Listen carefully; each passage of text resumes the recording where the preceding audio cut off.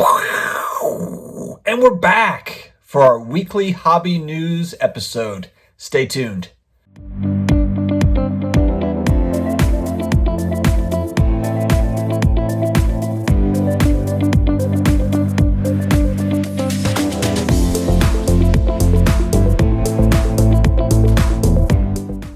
Hey, sports card collectors, investors, all of my collectibles friends. How's everybody doing? It is Tuesday. We're still on the front half of the week.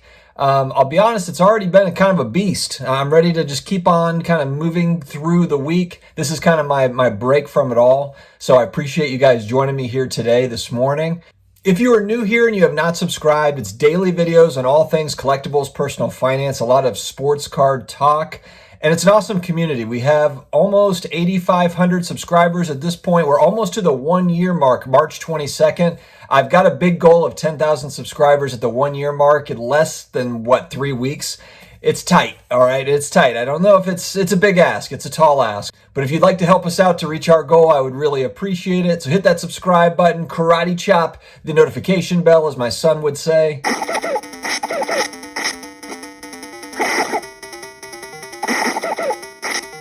And if you do want to support the channel and happen to make Amazon purchases like most of us, we do have affiliate links in the video description. All qualifying purchases made through those links, we do get a small piece of the pie. So thanks very much. All right, guys, a monstrous basketball card sale just happened. Looked to be a private sale. A $4.6 million Luka Doncic Logo Man card, not even graded, ungraded for $4.6 million.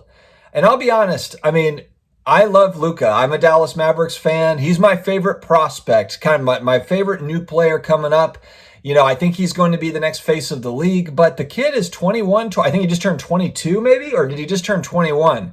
My point is he's got a long way to go. And $4.6 million. That iconic Mickey Mantle card just sold for $5.2 million, and it's Mickey Mantle, 52 tops. So it's wild to see that much money getting thrown around on a prospect. This card was originally pulled out of a break. Leighton Sportcards, I believe, was the one that pulled it. It was sold once and then just sold again for $4.6 million. Unbelievable. I put out a video yesterday. PSA has raised their prices, really doubled their prices across the board, except for maybe one tier. But it's a big change. It's a big change. It's going to force everyone to kind of switch up their strategies, I think, especially with kind of those lower price cards. It's just not going to make sense, I think, for a lot of cards. So really, you're going to see, really the good stuff is going to be going to PSA.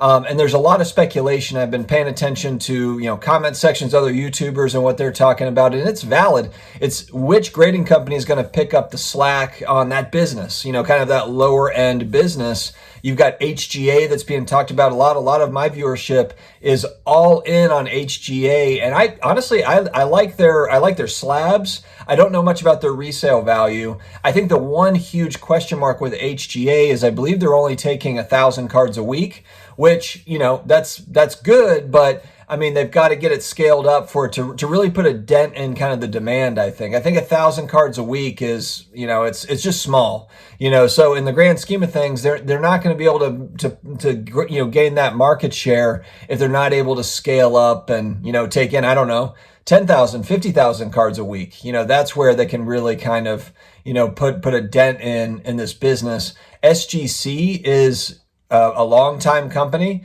that's well-known, popular. For whatever reason, SGC 10s do not sell anywhere near what a PSA 10 does. But SGC also very well respected on the vintage side. Vintage, they're known to be tough on vintage cards. But just a respectable company. So hopefully they can kind of I know that everyone's got backlog right now. Every single grading company has backlog. Beckett has backlog. They're all just backlogged. So, but it's interesting. It kind of, the other part of PSA raising their prices and then, selling for almost $1 billion is all those other companies, their valuations just went up.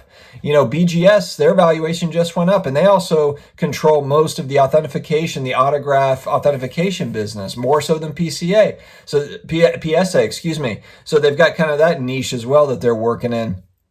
All these companies, it'll be interesting. I saw GMA, I believe it's GMA. They've got new slabs. Everyone likes to bust on GMA, but GMA might be that company. that takes the smaller end stuff. Who knows? Who knows? But those new slabs actually that they came out with, they actually look pretty decent, I think. And then you've got CSG that's come into the market. What are they going to look like? So that's going to be really fun to watch over the next 6, 9, 12 months. Which grading companies can gain ground, if any, on PSA? One thing that was interesting in this, and Sports Collectors Daily had a really good article that I'm looking at here, where I'm drawing this information. There's 167 new employees at PSA over the last 2.5 months. So they're certainly ramping up. I don't know if all those folks are in training, because they still have the big backlog. It's still not fixed yet. But let's see what happens. I mean, that's a lot of people to hire in a couple months. So they must be kind of rolling something big out. They've got the price increases coming in, and they've hired a bunch. The acquisition is complete. So let's see what PSA looks like at the end of the year. It'll be really interesting.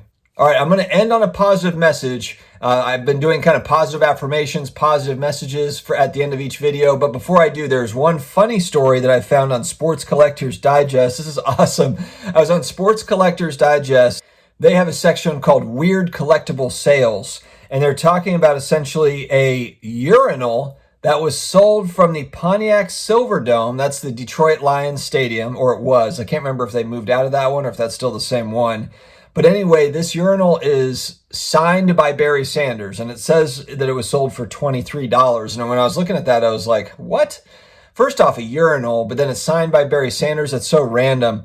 But basically, they got the urinal for $23 and then got Barry Sanders to sign it. And amazingly, he actually did sign it. It says in the article that he was hesitant at first, but he did sign it. That's what it says. And a year later, it was sold for $3,000. So that's the difference in having Barry Sanders sign a urinal. It goes from 23 to 3K, if you can believe it. But actually, the signature looks pretty good. It's like kind of the on-card auto, the on-urinal auto. Maybe it goes in a man cave or something. I don't know. I mean, what do you do with that? I'm sure there's diehard Detroit Lions fans that would probably buy that just because it's got Barry's auto on it, something really unique. All right, guys, we will end on the positive note. Want to talk a little bit about worry and anxiety to end this video. I have issues with worry and anxiety, full disclosure. And sometimes, I think this is good to talk about openly because you have to really check yourself mentally. Your mind can play tricks on you. And for me, I always kind of worry about, or I think about, am I worrying about something that is completely out of my control? In other words, am I just worried about something that I have there's nothing I can do about it, and there's really no point in worrying about anything like that. If you can't do anything about it, all you can do is just move on from it. There's nothing you can do. It's not worth worrying about. And then the other part of that, I'm a parent, there's the potential of something happen, so you're worried about it. And I try to just focus on, again, can I control this? Or why am I worrying about something that hasn't even happened yet? Why don't I let something actually happen so I have an issue to worry about, as opposed to getting ahead of the bad news, the potential bad news.